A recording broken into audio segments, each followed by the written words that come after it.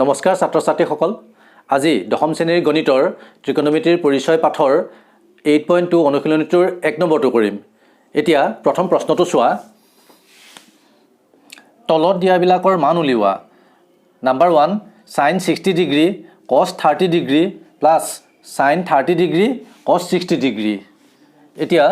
sin 60 ডিগ্ৰীৰ মানটো হ'ল √3/2, cos 30 ডিগ্ৰীৰ মান হ'ল √3/2 প্লাছ sin 30 ডিগ্ৰীৰ মান হ'ল হাফ ইনটু cos 60 ডিগ্ৰীৰ মান হ'ল হাফ। এতিয়া হৰৰ লগত হৰৰ পূৰণ হ'ব আৰু লবৰ লগত লব পূৰণ হ'ব। গতিকে 2 আৰু 2 পূৰণ কৰিলে হ'ব 4, √3 পূৰণ √3 এইটো হ'ব 3 প্লাছ 2 দুগুণ 4, 1 গুণ 1। এই দুইটা ভগ্নাংশৰ হৰ একেই, এই ভগ্নাংশ দুটা সদৃশ ভগ্নাংশ, গতিকে লব দুটা যোগ কৰিলেই হ'ল। 4 3 + 1 = 4/4 = 1।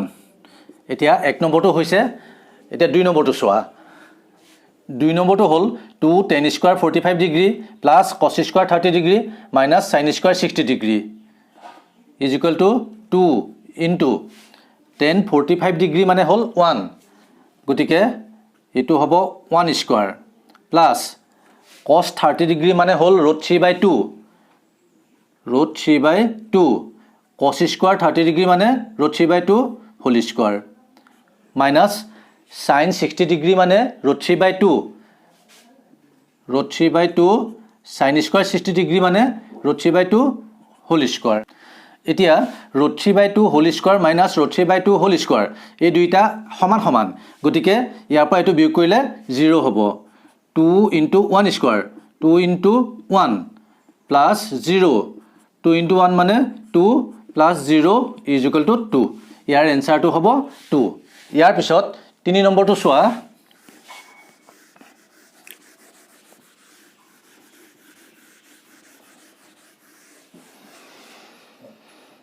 3 নম্বৰটো হ'ল cos 45 degree divided by sec 30 degree plus cosec 30 degree = cos 45 degree মানে হ'ল 1/√2, sec 30 ডিগ্ৰী মানে 2/√3 প্লাছ cosec 30 ডিগ্ৰী মানে 2 = 1/√2। এতিয়া ইহঁত দুটাৰ হৰকেইটা আমি লসাগু ল'ম। ইহঁতৰ হৰকেইটাৰ লসাগু হ'ব √3। 2ৰ তলত 1 এটা আছে বুলি আমি ধৰি ল'ম, তেতিয়া √3 আৰু 1ৰ লসাগু হ'ব √3। এতিয়া √3ৰে √3ক হৰণ কৰিলে হ'ব 1, 1ৰে 2ক পূৰণ কৰিলে হ'ব 2 প্লাছ 1ৰে √3ক হৰণ কৰিলে হ'ব √3 আৰু √3ৰে 2ক পূৰণ কৰিলে হ'ব 2√3। ইয়াৰ পিছত এইটো লিখিম এনেকৈ, পূৰণ √3 2 প্লাছ 2√3। ইয়াত হৰটো লব হ'ব আৰু লবটো হৰ হ'ব। তোমালোকে এটা কথা চোৱা, যদি p/q ডিভাইডেড বাই r/s হয়, তেতিয়াহ'লে আমি কেনেকৈ লিখোঁ? p/q into s/r। ইয়াৰ হৰ আৰু লব ওলোটা কৰি দিওঁ, হৰটো আমি লব হিচাপে লিখোঁ আৰু লবটো আমি হৰ হিচাপে লিখোঁ। গতিকে ইয়াতো আমি তেনেকৈ লিখিছোঁ। এতিয়া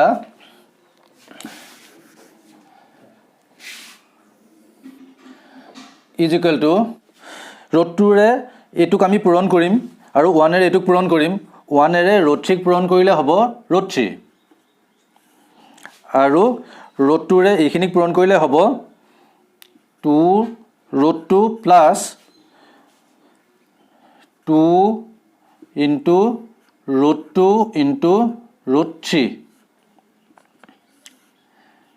√3, 2√2 প্লাছ আমি এটা কথা জানো, √a × √b = √ab। ইয়াত আছে √2 × √3, তেতিয়াহ'লে কিমান হ'ব? 2 × 3 = √6। গতিকে ইয়াক আমি এনেদৰে লিখিম 2 2 3 গুণ 6 ৰুট 6 এতিয়া আমি এই হৰটোক পৰিমেয় কৰিম ইয়াক আমি কেনেদৰে পৰিমেয় কৰোঁ চোৱা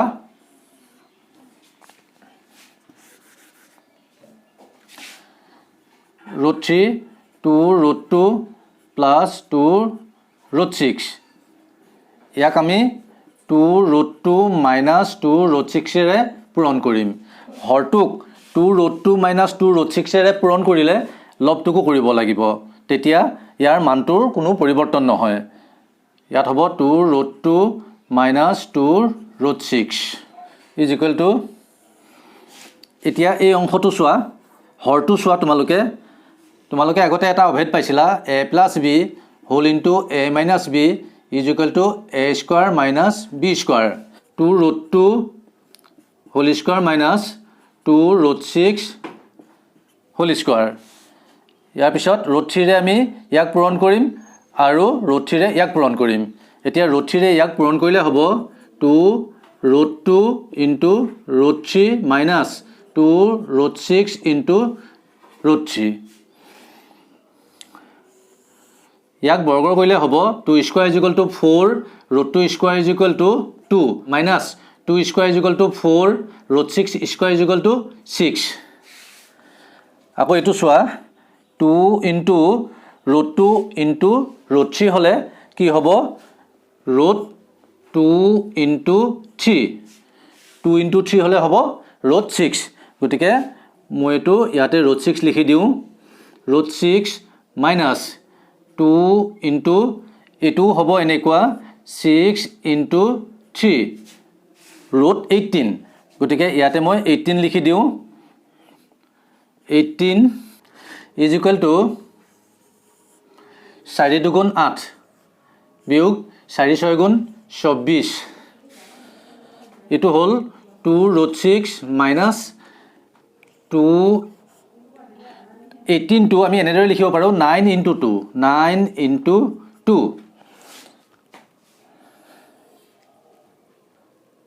ইজ ইকুৱেল টু 8 পৰা 24 বিয়োগ কৰিলে হ'ব -16 ইয়াৰ পিছত 2 ৰুট 6 মাইনাছ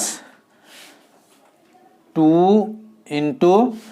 9ৰ বৰ্গমূল হ'ব 3 গতিকে আমি 3 লিখিম আৰু ইয়াত থাকিব ৰুট 2 ইজ ইকুৱেল টু -16 ইয়াৰ পৰা 2 এটা কমন লওঁ 2 ৰুট 6 মাইনাছ 3 ৰুট 2 2 ৰে কাটিলে হ'ব -8 ৰুট 6 মাইনাছ 3 ৰুট 2 এতিয়া হৰটোৰ পৰা মাইনাছ চিনটো নাইকিয়া কৰিম কেনেকৈ কৰিম চোৱা -3 root 2 plus root 6 -8 3 root 2 minus root 6 এতিয়া ব্ৰেকেটডাল দি পেলাই আমি ইয়াত মাইনাছ এটা কমন ল'লোঁ তেতিয়া কি হ'ব এই চিনটো মাইনাছ হৈ যাব এতিয়া লবত আছে মাইনাছ আৰু হৰতো আছে মাইনাছ গতিকে দুইটা কেনচেল কৰিলে হ'ব ইয়াত হ'ব 8 লবত হ'ব 3 ৰুট 2 মাইনাছ ৰুট 6 এতিয়া 3 নম্বৰটো cos 45 degree divided by sec 30 degree plus cosec 30 degree is equal to কিমান পালোঁ 3 root 2 minus root 6 divided by 8 এতিয়া 4 নম্বৰ প্ৰশ্নটো চোৱা sin 30 degree plus tan 45 degree minus cosec 60 degree divided by sec 30 degree plus cos 60 degree plus cot 45 degree এতিয়া চোৱা sin 30 degree মানে হ'ল 1/2 plus tan 45 degree মানে 1 মাইনাছ cosec 60 ডিগ্ৰী মানে হ'ল 2/√3 sec 30 ডিগ্ৰী মানে 2/√3 প্লাছ cos 60 ডিগ্ৰী মানে half plus cot 45 degree মানে 1 এতিয়া আমি লবত থকা এই সংখ্যা তিনিটা যোগ কৰিব লাগিব একেদৰে হৰত থকা এই সংখ্যা তিনিটা যোগ কৰিব লাগিব লবত থকা এই সংখ্যা তিনিটা যোগ কৰিব লগা হ'লে এই সংখ্যা তিনিটাৰ হৰকেইটাৰ লসাগু ল'ব লাগিব এই সংখ্যা তিনিটাৰ হৰকেইটাৰ লসাগু হ'ব 2√3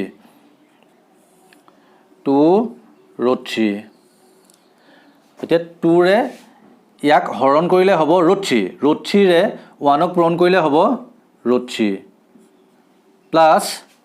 1ৰ হৰ 1 আছে বুলি ধৰি লোৱা এতিয়া 1ৰে 2 √3ক হৰণ কৰিলে হ'ব 2 √3 2 √3ৰে 1ক পূৰণ কৰিলে হ'ব 2 √3 মাইনাছ √3ৰে 2 √3ক হৰণ কৰিলে হ'ব 2 2ৰে 2ক পূৰণ কৰিলে হ'ব 4 একেদৰে এই সংখ্যা তিনিটাৰ হৰকেইটাৰ লসাগু হ'ব 2 √3 √3ৰে 2 √3ক হৰণ কৰিলে হ'ব 2 2ৰে 2ক পূৰণ কৰিলে হ'ব 4 প্লাছ 2ৰে 2 √3ক হৰণ কৰিলে হ'ব √3 √3ৰে 1ক পূৰণ কৰিলে হ'ব √3 প্লাছ এই 1টোৰ ক্ষেত্ৰত ইয়াৰ হৰ 1 আছে বুলি আমি ধৰি ল'ব লাগে আৰু 1ৰে 2 √3ক হৰণ কৰিলে হ'ব 2 √3 আৰু 2 √3ৰে 1ক পূৰণ কৰিলে হ'ব 2 √3 এতিয়া চোৱা √3 plus 2 √3 is equal to 3 √3 minus 4 2 √3 divided by 4 plus √3 plus 2 √3 এই দুটা যোগ কৰিলে হ'ব 3 √3 3 √3 ডিভাইডেড বাই 2 √3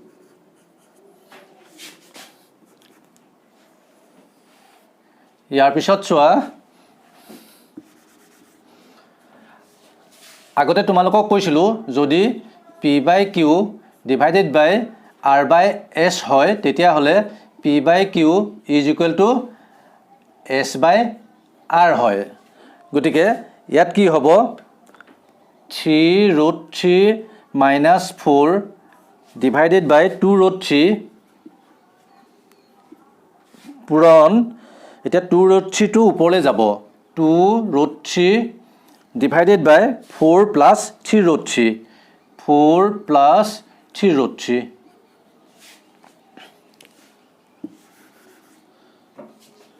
এতিয়া ইয়াত আছে 2 √3 ইয়াত আছে 2 √3 গতিকে এই দুটা আমি কেনসেল কৰি দিব পাৰোঁ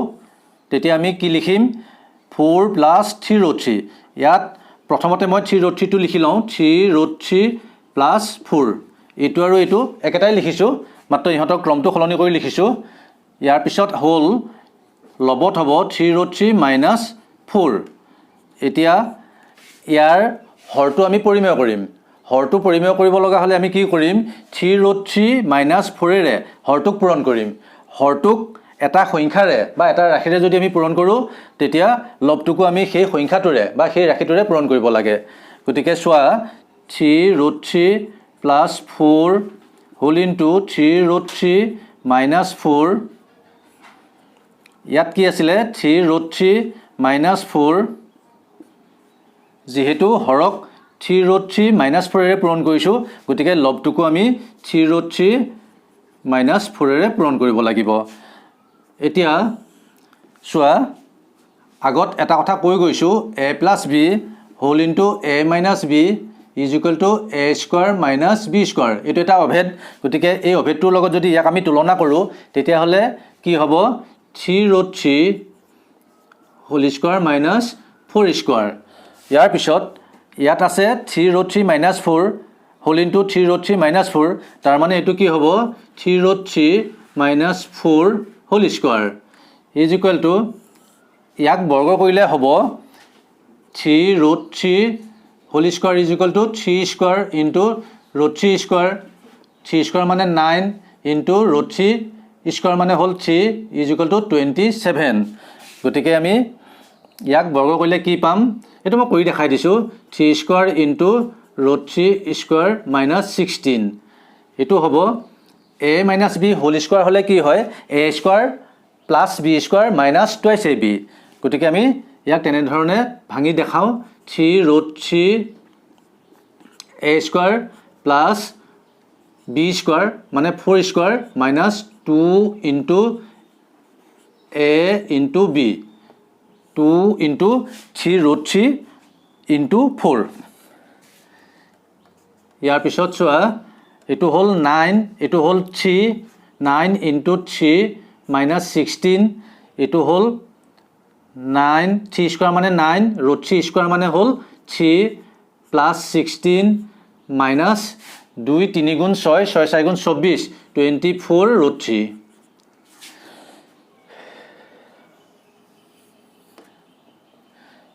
is equal to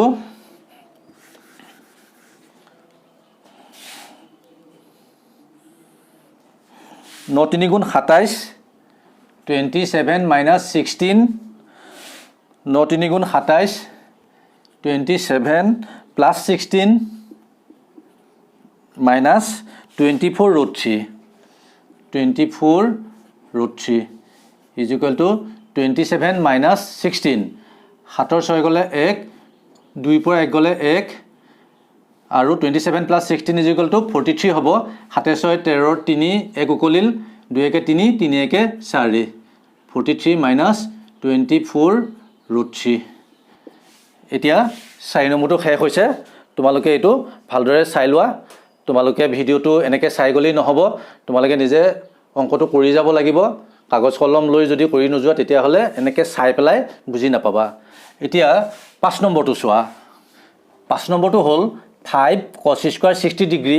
plus 4 sec square 30 degree minus 10 square 45 degree divided by sin square 30 degree plus cos square 30 degree এতিয়া ইহঁতৰ মানবিলাক বহাই যাওঁ 5 cos 60 ডিগ্ৰী মানে 1/2 1/2 স্কোৱাৰ প্লাছ 4 sec 30 ডিগ্ৰী মানে 2/√3 sec স্কোৱাৰ 30 ডিগ্ৰী হ'লে 2/√3 হোল স্কোৱাৰ দিব লাগিব মাইনাছ 10 45 ডিগ্ৰী মানে 1 10 স্কোৱাৰ 45 ডিগ্ৰী মানে 1 স্কোৱাৰ ইয়াৰ পিছত sin square 30 degree sin 30 degree মানে হাফ sin স্কোৱাৰ 30 ডিগ্ৰী মানে half square plus cos square 30 degree cos 30 degree মানে √3/2 cos স্কোৱাৰ 30 ডিগ্ৰী মানে √3/2 হোল স্কোৱাৰ এতিয়া এইখিনি সৰল কৰি যাওঁ হাফ স্কোৱাৰ মানে 1/4 প্লাছ √3 স্কোৱাৰ মানে 3 2 স্কোৱাৰ মানে 4 এইটো এনেকুৱা √3/2 whole square is equal to √3 square 2 square is equal to 3 √3 into √3 এইটো হ'ব 4 √3 ইনটু √3 মানে 3 ইনটু 3 4 ইজ ইকুৱেল টু ইয়াৰ বৰ্গমূলটো হ'ব 3/4 গতিকে ইয়াত আমি কি লিখিলোঁ √3 হোল স্কোৱাৰ মানে হ'ল 3 আৰু 2 স্কোৱাৰ মানে 4 ইয়াৰ পিছত 5 into 1/2 whole square 1/4 plus 4 into 2 square মানে 4 √3 স্কোৱাৰ মানে 3 মাইনাছ 1 স্কোৱাৰ মানে 1 ইয়াৰ পিছত এই দুটা সদৃশ ভগ্নাংশ ইহঁতৰ হৰকেইটা একেই গতিকে আমি লবকেইটা যোগ কৰিলেই হ'ল 4 1 প্লাছ 3 এইটো হ'ল 5/4 প্লাছ 4 4 গুণ 16 16/3 মাইনাছ 1 এইটো হ'ল 4/4 এতিয়া এই সংখ্যা তিনিটাৰ হৰকেইটাৰ আমি লসাগু ল'ব লাগিব তাৰমানে 4 আৰু 3ৰ লসাগু ল'ব লাগিব 4 আৰু 3ৰ লসাগু হ'ব 12 4 3 গুণ 12 3ৰে 5ক পূৰণ কৰিলে হ'ব 3 5 গুণ 15 ইয়াত যোগচিন আছে ইয়াত যোগচিন দিলোঁ 3ৰে 12 হৰণ কৰিলে হ'ব 4 3 4 গুণ 12 আৰু 4ৰে 16ক পূৰণ কৰিলে হ'ব 64 16 4 গুণ 64 মাইনাছ 12 গুণ 12 এতিয়া 4/4 মানে 1 ইয়াত হ'ল 1 তাৰপিছত এইটো হ'ব 15 প্লাছ 64 15 প্লাছ 64 মানে 5 4 9 1 6 7 79 minus 12 divided by 12 is equal to এতিয়া আমি একটো নিলিখো এটো হ'ব 12 9 পৰা 2 বিয়োগ কৰিলে হ'ব 7 7 পৰা 1 বিয়োগ কৰিলে হ'ব 6 এতিয়া আমি ইয়াৰ মানটো কিমান পালো 67/12 এতিয়া 6 নম্বৰটো চোৱা 6 নম্বৰত আছে cosec 30 degree plus cosec 60 degree plus cosec 90 degree divided by sec 0 degree plus sec 30 degree plus sec 60 degree এতিয়া ইহঁতৰ মানবিলাক বহাও cosec 30 ডিগ্ৰী মানে 2 প্লাস cosec 60 ডিগ্ৰী মানে 2/√3 প্লাস cosec 90 ডিগ্ৰী মানে 1 sec 0 ডিগ্ৰী মানে 1 প্লাস sec 30 ডিগ্ৰী মানে 2/√3 plus sec 60 degree মানে 2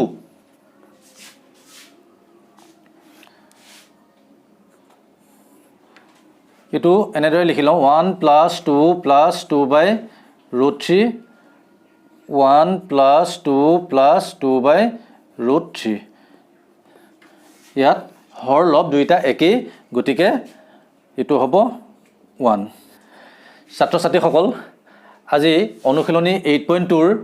1 নম্বৰৰ যি 6টা কোৱেশ্চন আছিল এই 6টা কোৱেশ্চন আমি কৰিলো